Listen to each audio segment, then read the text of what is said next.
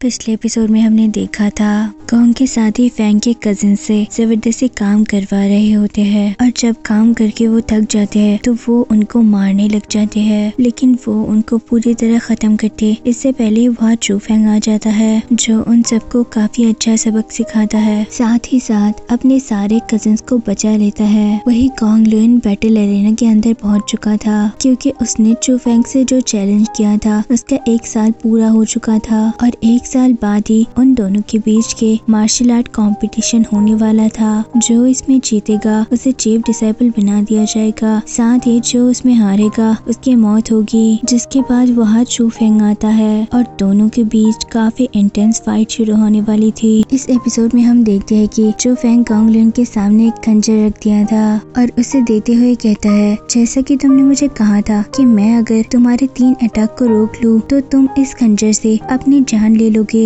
और इसलिए मैंने इस खंजर को यहाँ लाया है। अगर मैंने तुम्हारे 3 अटैक को डॉच कर लिया तो उसके बाद तुम्हें इस खंजर से अपनी जान लेनी होगी। जिस पर गॉन्ग कहता है, हाँ तुमने बिल्कुल सही कहा, मैंने ऐसा ही वादा तुमसे किया था। जिसके बाद अब देखते ही देखते दोनों के बीच काफी इंटेंस फाइट शुरू हो जाती है। दोनों अपने पावर का इस्तेमाल करते हुए एक दूसरे पर अटैक किए जा रहे थे, लेकिन अभी दोनों की फाइट बिल्कुल बराबरी की हो रही थी। कोई भी एक दूसरे को हरा नहीं पा रहे थे। लेकिन जब चू फैंग गॉन्ग के टेक्निक को देखता है तो वो समझ जाता है कि ये टेक्निक बिल्कुल उस तरह की है जैसा किलिंग प्रिंस मैंशन के डेप्यूटी एग्जीक्यूटिव का है। कहीं उसी ने अपने सारे टेक्निक इसी को तो नहीं सिखा दी। वही हमें फ्लैशबैक का सीन दिखाया जाता है जहाँ गॉन्ग लुन शनवू सिटी के लॉर्ड के पास आता है जो कि उसके असली फादर है। यहाँ वो उससे कहते हैं, तुम्हें मार्शल आर्ट कॉम्पिटिशन में कैसे भी करके चू फैंग को हराना है क्योंकि हमारे पूरे सिटी की इज्जत अब तुम्हारे हाथों में है। अगर तुम उसे हरा देते हो तो हमारी सिटी का नाम और ज्यादा रोशन हो जाएगा, इसलिए कैसे भी करके उस मार्शल आर्ट कंपटीशन में चू फैंग की जान ले लेना। जिसके बाद दोनों दोबारा से एक दूसरे पे अटैक करना शुरू कर देते हैं, लेकिन चू फैंग बड़ी आसानी के साथ फैंग के अटैक को डॉच किए जा रहा था और फिर वो वहाँ पर अपना चार्म आर्ट टेक्निक की मदद से एक शील्ड क्रिएट करता है जो उसकी तरफ आने वाले गॉन्ग के सारे अटैक्स को रोक देता है। यहाँ गॉन्ग अपने सारे नए नए टेक्निक्स का यूज करने लगता है, लेकिन चू फैंग उसे बड़ी ही आसानी से डॉच किए जा रहा है और कोई भी एक दूसरे को हरा नहीं पा रहा था। दोनों ने पिछले 1 साल से काफी ज्यादा कल्टीवेशन किए थे और अब ये कंपटीशन इतनी जल्दी तो खत्म नहीं होने वाली। उसके बाद गॉन्ग वहाँ पर अपने स्पिरिचुअल बीस्ट को समन कर लेता है जो सभी एक साथ आकर चू फैंग के ऊपर हमला कर देते हैं। अब इनसे फाइट करने में चू फैंग को थोड़ी परेशानी हो रही थी, लेकिन तब भी वो उनके सारे अटैक से बच जाता है और फिर वो गॉन्ग लुन से कहता है, क्या हुआ, बस इतना ही कर सकते थे तुम, क्या तुम्हारे पास और कोई टेक्निक नहीं बचा? अब गॉन्ग लुन गुस्से में अपने पहले से भी खतरनाक वाले बीस्ट को वहाँ एक्टिवेट करता है जो चू फैंग की तरफ बढ़ने लगता है। यहाँ चू फैंग अपने एन्चांटमेंट पावर को यूज करते हुए जैसे तैसे उस बेस्ट को रोक लेता है, लेकिन वो जैसे ही एक बेस्ट से लड़ता है अचानक से दूसरा बेस्ट पीछे से आकर उस पर हमला कर देता है और ये अटैक काफी ज्यादा पावरफुल था जो कि चू फैंग ने सोचा भी ना था। इस वजह से वहाँ के आसपास की जमीन हिलने लगती है, चारों तरफ धुआं ही धुआं रह जाता है और जब कुछ टाइम बाद वहाँ से धुआं हटता है तो दिखाई देता है कि चू फैंग मिट्टी में पड़ा है क्योंकि ये वाला अटैक काफी ज्यादा खतरनाक था, इसलिए वो बेहोश हो जाता है। वो इतने जोर से गिरता है कि उसके गिरने की वजह से जमीन तक टूट जाती है। ये देखकर चू फैंग के सपोर्टर्स सबके सब परेशान हो जाते हैं कि आखिर चू फैंग को क्या हो गया है, कहीं वो मर तो नहीं गया।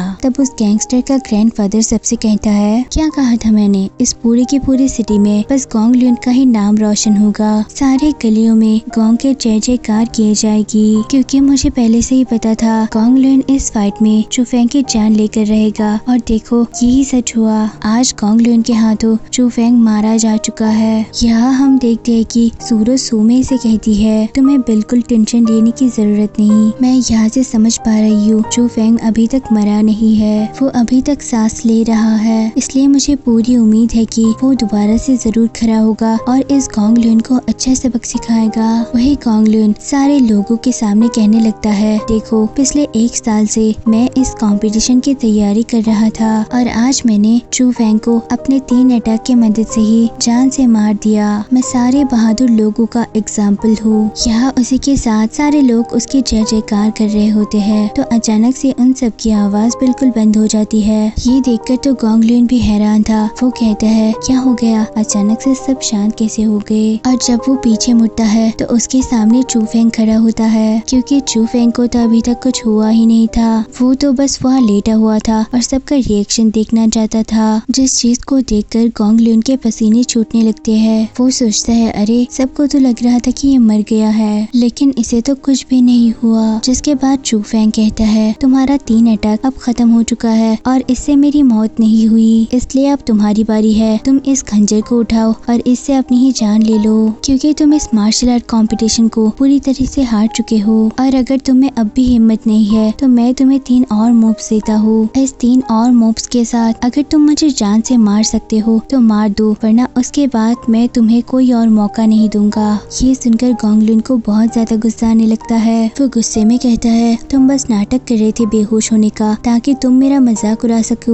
और उसके बाद मुझे मजबूर कर दो कि मैं इस खंजर से अपनी जान ले लूं। यहाँ चू फेंग कहता है तो बताओ मुझे अब तुम्हारा क्या फैसला है, तुम इस खंजर से अभी अपनी जान लेने वाले हो या मैं तुम्हें दान में 3 और मूव्स दे दूं। जिसके बाद पर गोंग लुन कहता है अगर मैं दान में दिए हुए तुम्हारी चीज ली तो दुनिया मेरी मजाक उड़ाएगी और इसलिए मुझे ये दान बिल्कुल भी नहीं चाहिए। इससे अच्छा तो मैं अपनी ही जान ले लूं। उसके बाद वो उस खंजर को उठा लेता है और जैसे ही वो अपनी जान लेने वाला होता है वो यहाँ रुक जाता है और चू फेंग से कहता है मैं अपनी जान क्यों लूं, तुम्हारी जान लेने के बाद ही मैं अपनी जान लूंगा, वरना नहीं। जिसके बाद वो उसी खंजर को लेकर चू फेंग की तरफ बढ़ने लगता है ताकि वो उस खंजर से चू फेंग के ऊपर अटैक कर सके। चू फेंग अपने आसपास काफी सारे शिल्ड क्रिएट करता है, लेकिन गोंग लुन यहाँ उसके सारे शिल्ड को तोड़ देता है और उसको दूर उड़ा देता है। अब यहाँ चू फेंग को गुस्सा आने लगती है कि आखिर इस गोंग ने मेरे साथ चीटिंग क्यों की, मैंने तो इसको और 3 मूव्स भी देने का कहा। जिसके बाद वो वहाँ पर अपने टाइगर स्पिरिट को एक्टिवेट कर लेता है और एक भयंकर अटैक गोंग लुन पर करते हुए उसे वहाँ से दूर हटा देता है। लेकिन यहाँ हम देखते हैं कि गोंग लुन यहाँ रुकता नहीं, वो अपनी सबसे खतरनाक टेक्निक का यहाँ यूज करते हैं। पिछले एपिसोड में हमने जो बॉटल देखा था वो उसी बॉटल को समन करता है और ये टेक्निक पूरे मार्शल आर्ट की दुनिया में बैन कर दिया गया है, क्योंकि ये सबसे ज्यादा खतरनाक है और इलीगल भी है। अगर इसका कोई इस्तेमाल करे तो इससे उसकी जान भी जा सकती है। ये देखकर सारे एल्डर्स कहते हैं गोंग ने यहाँ पर इस टेक्निक का यूज करके चीटिंग की है, इसलिए अब इस फाइट को यहाँ पर खत्म कर दिया जाता है। लेकिन चू फेंग सबसे कहता है किसी ने भी अगर एक कदम बढ़ाने की कोशिश की तो मैं सबकी जान ले लूंगा।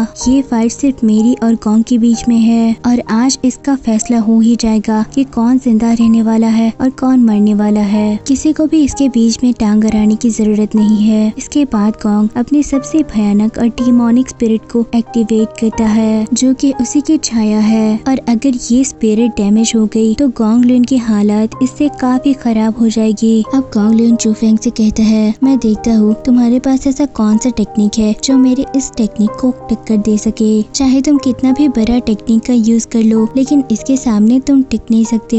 अब ये सुनकर चू फेंग को भी गुस्सा आ गया था और वो वहाँ पर अपने असुरा गॉड की डिवाइन थंडर बॉडी का इस्तेमाल करने लग जाता है और अपने थंडर का इस्तेमाल करते हुए वो गोंग लुन की छाया के बने हाथ के ऊपर एक बड़ा सा अटैक कर देता है। अब यहाँ पर ये स्पिरिट जो चू फेंग के 100 का बराबर था, बस उसका एक ही अटैक उस स्पिरिट पे भारी पड़ जाता है। यहाँ चारों तरफ तूफान सा आने लग गया था, लेकिन चू फेंग अपने जगह पर टिका होता है और गोंग लुन की जो स्पिरिट है वो वहाँ पर पूरी तरह से खत्म हो जाती है। ये देखकर सारे लोगों का मुंह खुला का खुला ही रह जाता है कि आखिर चू फेंग ने ये कैसे कर दिखाया। जिसके बाद चू फेंग गोंग लुन को खींच कर ले आता है और बैटल एरेना के बीच में पटक देता है और वो कहता है बस बहुत हो गया तुम्हारा, अब तुम्हारे पास कोई भी ऐसी चीज नहीं जिससे तुम मेरा मुकाबला कर सको। तुम तो अपनी जान लेने से रहे, मैं ही तुम्हारा जान ले लेता हूँ। आज मैं तुम्हें मार कर अपनी फैमिली को मारने का बदला लूंगा। मेरे परिवार वालों को मारने वाले तुम्ही थे।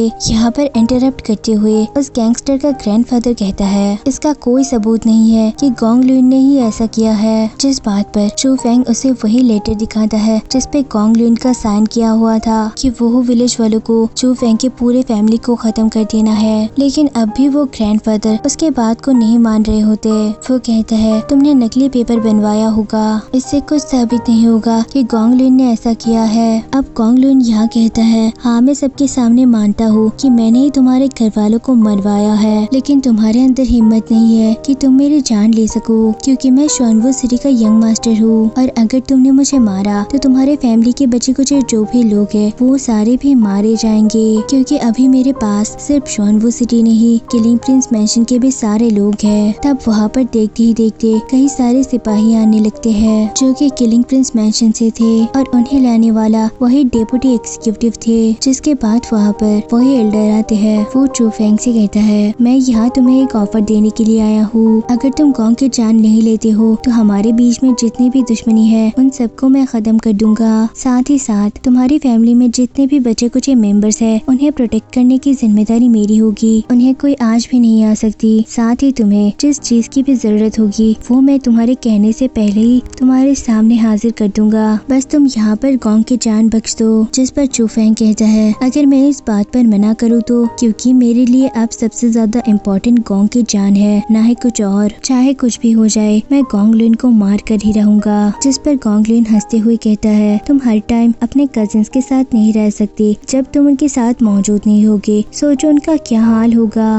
वो तो बिल्कुल नहीं बच पाएंगे। अब तुम्हारे फैमिली में तो बस कुछ ही कजिन्स बाकी है, क्या तुम उनकी भी जान खतरे में डालना चाहते हो? मेरे मरने के बाद शॉनवू सिटी और किलिंग प्रिंस मैंशन के सारे लोग मिलकर तुम्हारे बचे कुछ कजिन्स को भी मार देंगे और फिर तुम इस दुनिया में बस अकेले ही रह जाओगे। तो बताओ तुम्हारा क्या फैसला है, तुम मुझे मारना चाहते हो या फिर अपने कजिन्स को बचाना चाहते हो? अब ये सुनकर चू फेंग बिल्कुल कमजोर पड़ जाता है। उसे तो बिल्कुल समझ नहीं आ रहा था कि उसे क्या फैसला लेना चाहिए, क्योंकि वो पहले ही अपनी फैमिली को खो चुका है और अब बचे कुछ कजिन्स को वो खोना नहीं चाहता। वो ना ही उनके साथ हमेशा रह सकता है और ना उनको प्रोटेक्ट कर सकता है, इसलिए उनके ऊपर हमेशा खतरा बना रहेगा। इसलिए अपने कजिन्स की जान बचाने के लिए वो गोंग की जान बख्श देता है। ये देखकर गोंगलुन दोबारा से चू फेंग के मजाक उड़ाने लगता है। वो कहता है, तुम हमेशा से कायर थे और कायर ही रहोगे, तुम्हारे फादर और तुम्हारा पूरा खानदान ही कायर था। जिसके बाद वो वहाँ से जाने लगता है, लेकिन ये देखकर तो चूवे को बहुत ज्यादा गुस्सा आ गया था।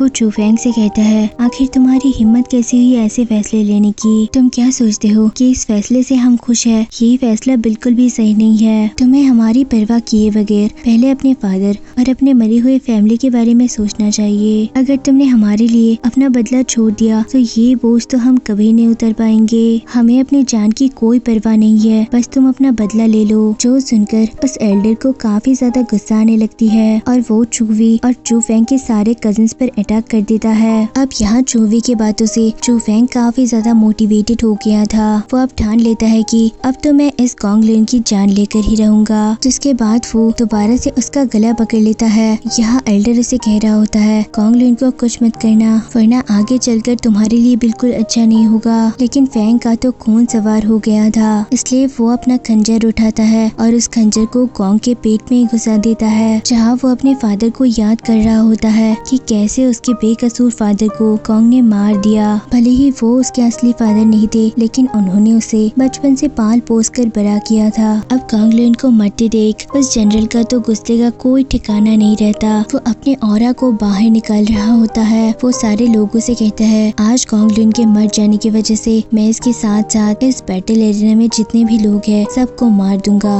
मैं सब कुछ तबाह कर दूंगा। देखता हूँ मुझे कौन रोकने आता है। यहाँ ये एपिसोड खत्म हो जाती है।